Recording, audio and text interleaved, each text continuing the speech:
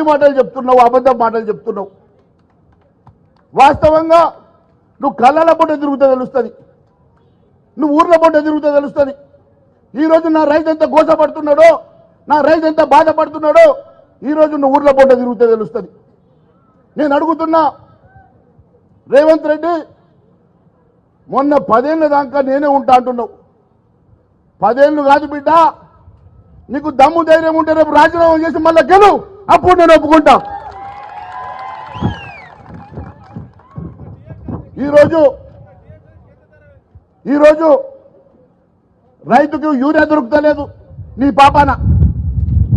రైతట అదేదో software వస్తాలన్నట, online వస్తాలన్నట, నాకే తెలియదు, వీళ్ళకేం తెలుస్తుంది పాపం. ఇదెక్కడ కథ, ఇదెక్కడ కథ? ఎప్పుడైనా ఉండేనా ఇట్లా? ఇదెక్కడ యాప్ వచ్చే? ఏదో యాప్ అట. అరే మా వాళ్ళకు ఆ ఫోన్లే లేవు, స్మార్ట్ ఫోన్లు మాకే లేవు. స్మార్ట్ ఫోన్ మాకే తెలియదు ఎట్లా యాప్ చేయాలనో. మరి రైతు దగ్గర ఆన్ చేసే లోపలనే స్టాక్ అయిపోయింది అంటాడు.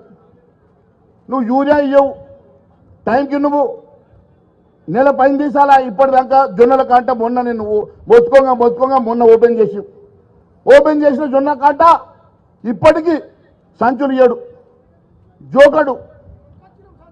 సంచులు కొనుకొచ్చాడట రైతన్న చెప్తున్నాడు. కొనుకొచ్చిన తర్వాత కూడా జోకడు, జోకిన తర్వాత లారీలు రావు. ఇది ఎక్కడి గోస? ఇది రామగోస కాదా? ఇది ఎక్కడి గోస అంటున్నా. ఈ రకంగా రైతును గోసపెట్టి, రైతును బాధ పెట్టి, 6 కాలాలు కష్టపడ్డ రైతన్నను ఈ రకంగా బాధ పెట్టేటువంటి నువ్వు 10 ఏళ్ళు ఉంటావా? నీ అయ్యా జాగీరా, యాడికెళ్ళి ఉంటావు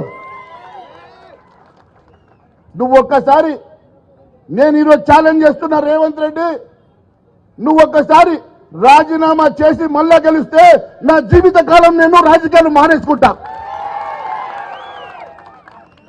నీతోటి ఏడ చేతనైంది?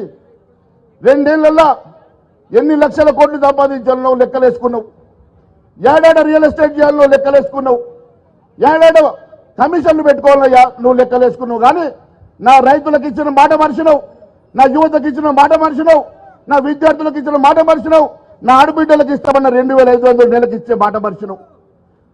పెన్షన్లు 2000 అడగలితే అవ్వా నీకు 4000 ఇస్తా అన్నాడు.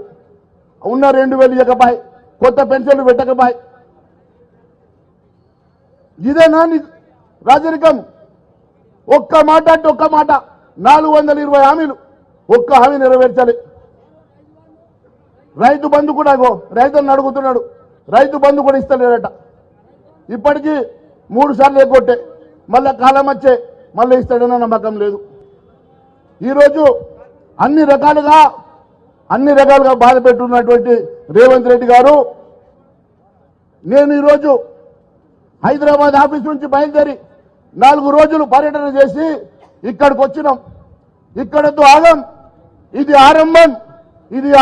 భారతీయ జనతా పార్టీ మొదలు పెట్టినటువంటి మా జైత్ర యాత్ర ఇది ఖచ్చితంగా నేను పాతరేసే వరకు మేము ముందుకెళ్తామని తెలియజేస్తా ఉన్నా.